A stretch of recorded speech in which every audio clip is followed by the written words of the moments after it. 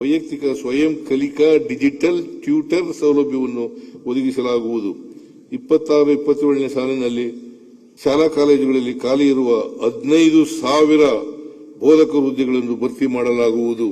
ಹೆಚ್ಚುತ್ತಿರುವ ಮೊಬೈಲ್ ಬಳಕೆಯಿಂದ ಮಕ್ಕಳ ಮೇಲೆ ಬೀರುವ ಅಡ್ಡ ಪರಿಣಾಮಗಳನ್ನು ತಡೆಗಟ್ಟುವ ಉದ್ದೇಶದಿಂದ 16 ವರ್ಷದೊಳಗಿನ ಮಕ್ಕಳಿಗೆ ಸಾಮಾಜಿಕ ಜಾಲತಾಣದ ಬಳಕೆಯನ್ನು ನಿಷೇಧಿಸಲಾಗುವುದು. ರಾಜ್ಯದ ಮುಖ್ಯಮಂತ್ರಿ ಸಿದ್ದರಾಮಯ್ಯ ಅವರು ದಾಖಲೆಯ 17ನೇ ಬಾರಿ ಬಜೆಟ್ ಅನ್ನು ಮಂಡಿಸುವಲ್ಲಿ ಯಶಸ್ವಿಯಾಗಿದ್ದಾರೆ. ಆದರೆ ಈ ಬಾರಿಯ ಬಜೆಟ್ನಲ್ಲೂ ಸಹ ಬಯಲುಸೀಮೆಯ ಭಾಗದ ರೈತರು ಬಹಳಷ್ಟು ನಿರೀಕ್ಷೆಯನ್ನು ಇಟ್ಕೊಂಡಿದ್ದರು. ಆ ನಿರೀಕ್ಷೆಯನ್ನೆಲ್ಲ ಮುಖ್ಯಮಂತ್ರಿ ಹುಸಿಗೊಳಿಸಿದ್ದಾರೆ. ಅಲ್ಲದೆ ಪೆನ್ನಾರ್ ಜಲಾನಯನ ಪ್ರದೇಶದ ಬರಪೀಡಿತ ಜಿಲ್ಲೆಗಳ ಕನ್ನಡಿಗರನ್ನ ಕಡೆಗಣನೆ ಮಾಡಿದ್ದು, ಗಡಿ ಜಿಲ್ಲೆಗಳಿಗೆ ದಶಕಗಳಿಂದಲೂ ಸಹ ನೀರಾವರಿಯ ತಾರತಮ್ಯ ಮುಂದುವರೆದಿದೆ. ಮುಖ್ಯಮಂತ್ರಿ ಸಿದ್ದರಾಮಯ್ಯನವರು ಬಯಲುಸೀಮೆ ಜನರ ಬವಣೆಯನ್ನ ಅರಿಯದೆ, ಅವರಿಗೆ ಸ್ಪಂದಿಸದೆ ಮೊಂಡುತನವನ್ನ ಪ್ರದರ್ಶಿಸಿದ್ದಾರೆ ಅನ್ನುವಂತಹ ಆರೋಪವನ್ನ ಜಿಲ್ಲೆಯ ಪರಿಸರವಾದಿಗಳು, ನೀರಾವರಿ ಹೋರಾಟಗಾರರು ಮಾಡಿದ್ದಾರೆ. ಸರ್ಕಾರಕ್ಕೆ ನಮ್ಮ ತೆರಿಗೆ ಬೇಕು, ನಮ್ಮ ರೈತರ ಭೂಮಿ ಬೇಕು, ನಮ್ಮ ಜಿಲ್ಲೆಗಳ ಅಂತರ್ಜಲ ಈಗಾಗಲೇ ಪಾತಾಳ ತಲುಪಿದೆ, ಕುಡಿಯುವ ನೀರಿನ ಮೂಲಗಳು ವಿಷಮಯವಾಗಿದೆ, ಕುಡಿಯುವ ನೀರಿನಲ್ಲಿ ಯುರೇನಿಯಂನಂತಹ ವಿಷ ಪತ್ತೆಯಾಗಿರುವ ಬಗ್ಗೆಯೂ ಸಹ ವೈಜ್ಞಾನಿಕ ವರದಿಗಳು ಅಂತಾರಾಜ್ಯ ಮಟ್ಟದಲ್ಲಿ ಸದ್ದು ಮಾಡ್ತಾ ಇದ್ದರೂ ಸಹ ಸರ್ಕಾರಕ್ಕೆ ಕನಿಷ್ಠ ಕನಿಕರವಿಲ್ಲ. ಏನು ಈ ಭಾಗದ ಜನಪ್ರತಿನಿಧಿಗಳಿಗೆ ರಾಜಕೀಯಕ್ಕಾಗಿ ಮಾತ್ರ ಎತ್ತಿನ ಹೊಳೆ ಹಾಗೂ 3ನೇ ಹಂತದ ಶುದ್ಧೀಕರಣ ವಿಚಾರ ಬೇಕಾಗಿದೆ ಎಂಬುದು ಮತ್ತೊಮ್ಮೆ ಅವರೇ ಸಾಬೀತು ಮಾಡ್ತಾ ಇದ್ದಾರೆ. CAG ವರದಿಯಲ್ಲಿ ಎತ್ತಿನ ಹೊಳೆಯ ಕರ್ಮಕಾಂಡ ಬಟಾಬಯಲಾಗಿದ್ದರೂ ಬಜೆಟ್ನಲ್ಲಿ ಎತ್ತಿನ ಹೊಳೆ ಯೋಜನೆಯ ಭಜನೆ ಕೇವಲ ಚುನಾವಣೆಗಳಿಗೆ ಮಾತ್ರ ಸೀಮಿತವಾಗಿದೆ. 3ನೇ ಹಂತದ ಶುದ್ಧೀಕರಣದ ಪೊಳ್ಳು ಭರವಸೆ ನೀಡುವ ಜನಪ್ರತಿನಿಧಿಗಳು ಕಿಂಚಿತ್ತೂ ಸಹ ಜನಪರ ಕಾಳಜಿ ಇಲ್ಲದೆ ವರ್ತಿಸ್ತಾ ಇದ್ದಾರೆ. ಬಜೆಟ್ನಲ್ಲಿ KC ವ್ಯಾಲಿ ಮತ್ತು HN ವ್ಯಾಲಿ ಯೋಜನೆಗಳ 3ನೇ ಹಂತದ ಶುದ್ಧೀಕರಣಕ್ಕೆ ಮುಂದಾಗದೆ ಮೊಂಡಾಟವನ್ನು ಪ್ರದರ್ಶಿಸಿ ಕೆರೆ, ಕುಂಟೆ, ಕಾಲುವೆಗಳ ಸಮಗ್ರ ಅಭಿವೃದ್ಧಿಗಾದರೂ ಸಹ ಪ್ಯಾಕೇಜ್ ನೀಡಿಲ್ಲ ಎಂದು ಶಾಶ್ವತ ನೀರಾವರಿ ಹೋರಾಟ ಸಮಿತಿ ಅಧ್ಯಕ್ಷರಾದ R ಆಂಜನೇಯ ರೆಡ್ಡಿ ಆಕ್ರೋಶ ವ್ಯಕ್ತಪಡಿಸಿದ್ದಾರೆ. ನೋಡಿ, ಇವತ್ತು ಸಿದ್ದರಾಮಯ್ಯನವರು ತಮ್ಮ 17ನೇ ಬಜೆಟ್ ಅಂದರೆ ದಾಖಲೆಯ ಬಜೆಟನ್ನು ಘೋಷಿಸಿದರು. ಆದರೆ ಎಲ್ಲೋ ಒಂದು ಕಡೆ ಸಣ್ಣ ಆಶಾಭಾವನೆ, ಏಕೆಂದರೆ ನಾವು ಹಲವಾರು ಬಡ್ಜೆಟ್ಗಳನ್ನು ಬಯಲುಸೀಮೆಯ ಬರಪೀಡಿತ ಜಿಲ್ಲೆಗಳ ಜನ ಏನೇನು ನಿರೀಕ್ಷೆ ಮಾಡಿದ್ವೋ ಅವೆಲ್ಲ ಹುಸಿಯಾಗಿದ್ದು. ಆದರೆ ಇವತ್ತೆಲ್ಲೋ ಒಂದು ಸಣ್ಣ ಒಂದು ಎಳೆ ಇತ್ತು, ಏನಾದರೂ ಈ ಬಡ್ಜೆಟಲ್ಲಿ ಕೊಡ್ಬೋದು. ಯಾಕೆಂದರೆ ಹಲವಾರು ದಿನಗಳಿಂದ ಈ ಕೋಲಾರ, ಚಿಕ್ಕಬಳ್ಳಾಪುರ ಮತ್ತು ಬೆಂಗಳೂರು ಗ್ರಾಮಾಂತರ ಜಿಲ್ಲೆಗಳಲ್ಲಿ ಜಲಾಗ್ರಹ ಅನ್ನುವಂಥ ಒಂದು ಸಮಾವೇಶಗಳನ್ನು ಮಾಡುವ ಮೂಲಕ ಎಲ್ಲ ತಾಲೂಕುಗಳಲ್ಲೂ ಎಲ್ಲ ಸಂಘಟನೆಗಳನ್ನು ಹಿಡ್ಕೊಂಡು ಮತ್ತು ಅವ್ರಿಗೆಲ್ಲ ಒಂದು ಅವೇರ್ನೆಸ್ಸನ್ನು ಮಾಡಿ ಪಕ್ಷಾತೀತವಾಗಿ ರೈತ ಸಂಘಟನೆಗಳು, ದಲಿತ ಪರ ಸಂಘಟನೆಗಳು, ಕನ್ನಡ ಪರ ಸಂಘಟನೆಗಳು, ಕಾರ್ಮಿಕ ಸಂಘಟನೆಗಳು, ಹೀಗೆ ಎಲ್ಲರನ್ನು ಒಗ್ಗೂಡಿಸಿಕೊಂಡು ಚಳುವಳಿಗಳನ್ನು ಮಾಡಿದ್ವಿ. ಈ ಚಳುವಳಿಗಳನ್ನು ನೋಡಿದಂಥ ಸಿದ್ದರಾಮಯ್ಯನವರು ಈ ಸಾರಿ ಏನು ಈ ಬರಪೀಡಿತ ಜಿಲ್ಲೆಗಳು ಅಂತ ಏನು ಪೆನ್ನಾರ್ ಬೇಸಿನ್ನಲ್ಲಿದ್ದಾವೆ, ಕರ್ನಾಟಕದ ಪೆನ್ನಾರ್ ಬೇಸಿನ್ ಏನು ಈ ಕಡೆ ತಮಿಳುನಾಡಿಗೆ, ಈ ಕಡೆ ಆಂಧ್ರಕ್ಕೆ ಹೊಂದ್ಕೊಂಡಿರ್ತಕ್ಕಂಥ ಈ ಕಟ್ಟಕಡೆಯ ಪ್ರದೇಶದಲ್ಲಿದ್ದಾವೆ, ಇವ್ರ ಕಡೆಗೆ ನೀರಿನ ವಿಚಾರದಲ್ಲಿ ಒಂದು ನ್ಯಾಯವನ್ನು ಕೊಡ್ತಾರೆ. ಯಾಕೆಂದರೆ ಹಲವಾರು ವರ್ಷಗಳಿಂದ, ಸುಮಾರು 2.5-3 ದಶಕಗಳಿಂದ ಒಂದು ತಾರತಮ್ಯ ನಾವು ನೋಡ್ತಾನೆ ಬರ್ತಾ ಇದ್ವಿ. ಇವತ್ತು ಯಾವ ಒಂದು ನೀರಾವರಿ ಯೋಜನೆಗಳನ್ನು ಇಲ್ಲಿವರೆಗೂ ಮಾಡಿಲ್ಲ ಮತ್ತು ಮಾಡಿದಂಥ ಯೋಜನೆಗಳು ಮೋಸದ ಯೋಜನೆಗಳು. ಅದನ್ನು ಈಗಾಗಲೇ ಸಿದ್ದರಾಮಯ್ಯನವರ ಸರ್ಕಾರನೇ ಒಪ್ಕೊಂಡಿದೆ ಮತ್ತು ಎತ್ತಿನ ಹೊಳೆಯಲ್ಲಿ ನೀರಿಲ್ಲ ಅನ್ನುವಂಥದ್ದನ್ನು ಬೃಹತ್ ನೀರಾವರಿ ಸಚಿವರಾದಂಥ DK ಶಿವಕುಮಾರ್ ಅವರೇ ಸದನದಲ್ಲಿ ಮುಂದೆ ಇಟ್ಟಿದ್ದಾರೆ. ಹೌದು, ಇದರಲ್ಲಿ 24 TMC ಇಲ್ಲ, ಇದರಲ್ಲಿ ಇರೋದೇ 8 TMC, ಇದನ್ನು 7 ಜಿಲ್ಲೆಗಳಿಗೆ ಹಂಚಲಿಕ್ಕಾಗೋದಿಲ್ಲ, ಅದರಲ್ಲೂ ಕಟ್ಟಕಡೆಯ ಜಿಲ್ಲೆಗಳಾದಂಥ ಕೋಲಾರ, ಚಿಕ್ಕಬಳ್ಳಾಪುರ, ಬೆಂಗಳೂರು ಗ್ರಾಮಾಂತರ ಜಿಲ್ಲೆಗಳಿಗೆ ಇದರಿಂದ ಒಂದು ಹನಿ ನೀರು ಕೊಡಲಿಕ್ಕೆ ಆಗೋದಿಲ್ಲ ಅನ್ನುವಂಥದ್ದನ್ನು ಈಗಾಗಲೇ ಒಪ್ಕೊಂಡಿದ್ದಾರೆ.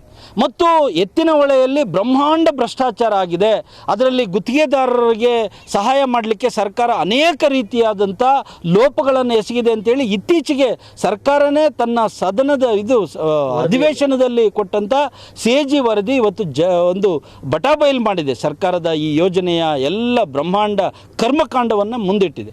ಇಂಥ ಸಂದರ್ಭದಲ್ಲಿ ಕನಿಷ್ಠ ಪಕ್ಷ ಏನು ಈ ಬೆಂಗಳೂರಿನ ತ್ಯಾಜ್ಯ ನೀರು ಇವತ್ತು KC ವ್ಯಾಲಿ ಹೆಸರಲ್ಲಿ ಕೋಲಾರಕ್ಕೆ, HN ವ್ಯಾಲಿ ಹೆಸರಲ್ಲಿ ಚಿಕ್ಕಬಳ್ಳಾಪುರಕ್ಕೆ, ವೃಷಭಾವತಿ ವ್ಯಾಲಿ ಹೆಸರಲ್ಲಿ ಬೆಂಗಳೂರು ಗ್ರಾಮಾಂತರ ಜಿಲ್ಲೆಗಳಿಗೆ ನೀವು ನೀರು ಕೊಡ್ತಾ ಇದ್ದೀರಿ.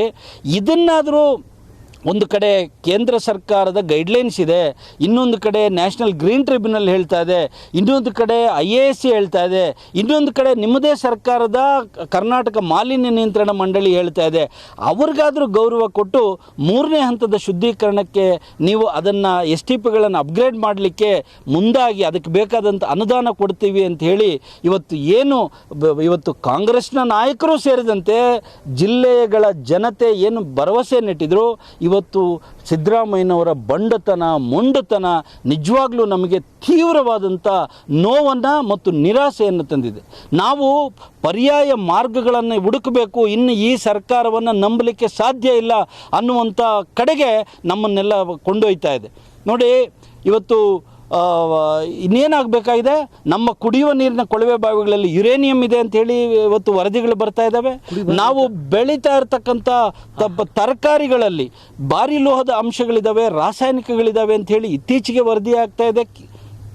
ಇಷ್ಟೆಲ್ಲ ಅಪಾಯ ಆಗ್ತಾ ಇದ್ರು ಮತ್ತು ನೀವು ಇನ್ನೇನು ಮಾಡಬೇಕು ಅಂತಿದ್ದೀರಿ ಈ ಜಿಲ್ಲೆಗಳ ಜನರನ್ನು? ಕನಿಷ್ಠ ಪಕ್ಷ ಆ ಕೃಷ್ಣ ಪೆನ್ನಾರ್ ಯೋಜನೆಯನ್ನಾದರೂ ಜಾರಿ ಮಾಡಿ ಕನಿಷ್ಠ ಪಕ್ಷ ಜನರಿಗೆ ಶುದ್ಧ ಕುಡಿಯುವ ನೀರನ್ನಾದರೂ ಪೂರೈಕೆ ಮಾಡಿ ಅಂಥೇಳಿ ಅದರ ಯೋಜನೆಯ ಬಗ್ಗೆ ನಿಮ್ಮ ಮುಂದೆ ಇಟ್ಟಿದ್ದೀವಿ ಎಲ್ಲ ವರದಿಗಳು. 2007ರಲ್ಲಿ DPR ಆಗಿದೆ, ಕೇಂದ್ರ ಸರ್ಕಾರದ ಮುಂದೆ ಯೋಜನೆ ಇದೆ. ಅದೇ ಪಂಕ್ತಿಯಲ್ಲಿದ್ದಂಥ 6 ಯೋಜನೆಗಳನ್ನು ಆಂಧ್ರ ಸರ್ಕಾರ ಇವತ್ತು ಅನುಷ್ಠಾನ ಮಾಡಿ ಕಾಮಗಾರಿಗಳನ್ನು ಪೂರ್ಣಗೊಳಿಸಿ ನಮ್ಮ ಗಡಿಯವರೆಗೂ ನೀರನ್ನು ತಂದಿದೆ. ಹಿಂದೂಪುರದಿಂದ ಕುಪ್ಪಂವರೆಗೂ ನೀರು ಬಂದಿದೆ. ನಿಮಗೆ ಏನಾಗಿದೆ? ಯಾಕೆ ಈ ಜಿಲ್ಲೆಗಳ ಮೇಲೆ ನಿರ್ಲಕ್ಷ್ಯ?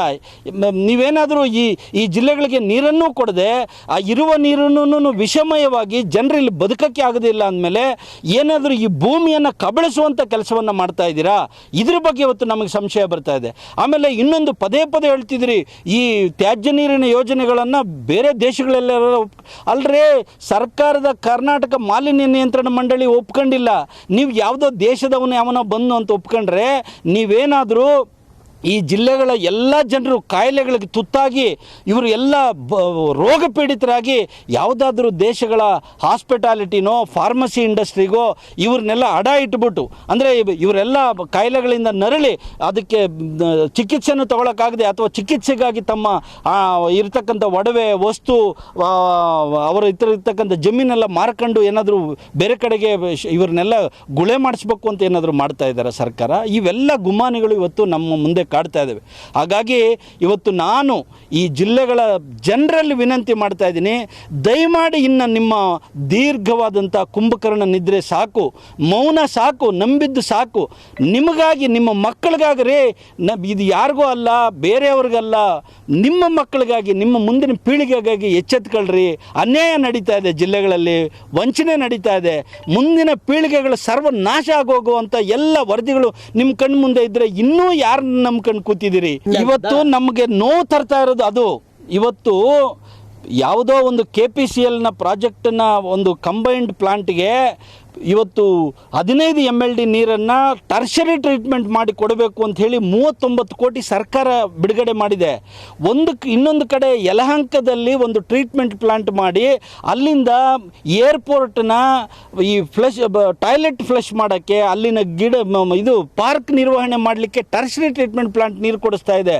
ಇನ್ನೊಂದು ಕಬ್ಬನ್ ಪಾರ್ಕಲ್ಲಿ ಒಂದು ಟರ್ಷರಿ ಟ್ರೀಟ್ಮೆಂಟ್ ಪ್ಲಾಂಟ್ ಮಾಡಿ ಅಲ್ಲಿನ ಮರಗಿಡಗಳಿಗೆ, ಅಲ್ಲಿನ ಪಾರ್ಕ್ಗೆ ಮತ್ತು ವಿಧಾನಸೌಧದಲ್ಲಿರ್ತಕ್ಕಂಥ ಟಾಯ್ಲೆಟ್ಗಳನ್ನು ಫ್ಲಶ್ ಮಾಡಲಿಕ್ಕೆ ಟರ್ಷರಿ ಟ್ರೀಟ್ಮೆಂಟ್ ಪ್ಲಾಂಟ್ ಕೊಡ್ತಾ ಇರ್ತಕ್ಕಂಥ ಸರ್ಕಾರ ನಮಗೆ ಕುಡಿಯುವ ನೀರಿನ ಕೊಳವೆ ಬಾವಿಗಳಿರ್ತಕ್ಕಂಥ ಕೆರೆಗಳಿಗೆ ಸೆಕೆಂಡರಿ ಟ್ರೀಟೆಡ್ ವಾಟರ್ ಕೊಟ್ಟುಬಿಟ್ಟು ಅಲ್ಲಿನ ಕೆರೆಗಳೆಲ್ಲ ಈಗಾಗಲೇ ಜೊಂಡು ಬೆಳ್ಕೊಂಡು ಬಣ್ಣ ಬದಲಾಯಿಸ್ಕೊಂಡು ವಾಸನೆ ಬರ್ತಾ ಇದ್ದಾವೆ.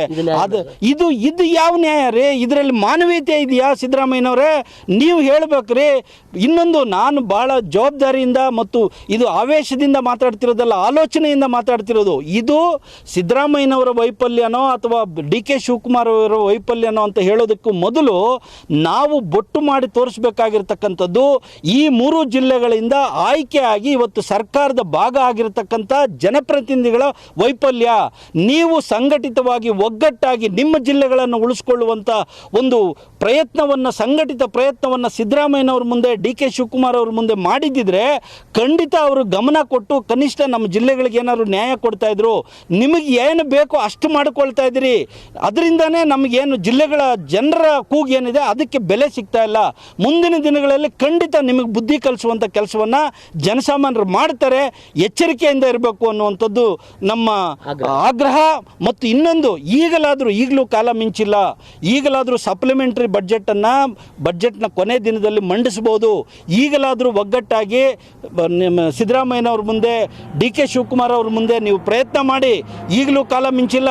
3ನೇ ಟ್ರೀಟ್ಮೆಂಟ್ ಆದರೂ ನೀವು ತಂದು ಈ 3 ಜಿಲ್ಲೆಗಳನ್ನು ಕಾಪಾಡದೇ ಇದ್ದರೆ ಖಂಡಿತ ಹೇಳ್ತೀನಿ, ಮುಂದಿನ ದಿನಗಳಲ್ಲಿ ನೀವು ಯಾವ ದೊಡ್ಡಸ್ತಿಕೆನೂ ಉಳಿಯೋದಿಲ್ಲ. ಜನಸಾಮಾನ್ಯರು ಏನು ತೀರ್ಮಾನ ಮಾಡಬೇಕು, ಅವರಿಗೆ ಅನ್ಯಾಯ ಮಾಡಿದವ್ರಿಗೆ, ಮೋಸ ಮಾಡಿದವ್ರಿಗೆ ಹೆಂಗೆ ಪಾಠ ಕಲಿಸ್ಬೇಕು ಅನ್ನೋದು ಜನರಿಗೆ ಗೊತ್ತಿದೆ. ಇದು ನಿಮ್ಮ ಗಮನದಲ್ಲಿರಲಿ ಅಂತ ಹೇಳ್ತಾ ಇದ್ದೀನಿ. ಒಟ್ನಲ್ಲಿ ಇಂದಿನ ಬಜೆಟ್ ಮುಖ್ಯಮಂತ್ರಿ ಸಿದ್ದರಾಮಯ್ಯನವರ ದಾಖಲೆ ಬಜೆಟ್ ಆಗಿ ಇತಿಹಾಸದ ಪುಟಗಳನ್ನ ಸೇರಿದೆ. ಆದರೆ ಬಯಲುಸೀಮೆ ಭಾಗದ ಜನರನ್ನ ಮೂಲೆ ಗುಂಪು ಮಾಡಿರುವುದು ಈ ಭಾಗದ ಜನರಿಗೆ ಬೇಸರ ತಂದಿದ್ದು, ಜನಪ್ರತಿನಿಧಿಗಳು ಮಾತ್ರ ಬಂದ ಪುಟ್ಟ ಹೋದ ಪುಟ್ಟ ಎಂಬಂತಾಗಿದೆ ಎಂಬುದು ಸಾರ್ವಜನಿಕರ ಅಭಿಪ್ರಾಯವಾಗಿದೆ. Lakshminarayan, MMTV news bureau, Chikkaballapur.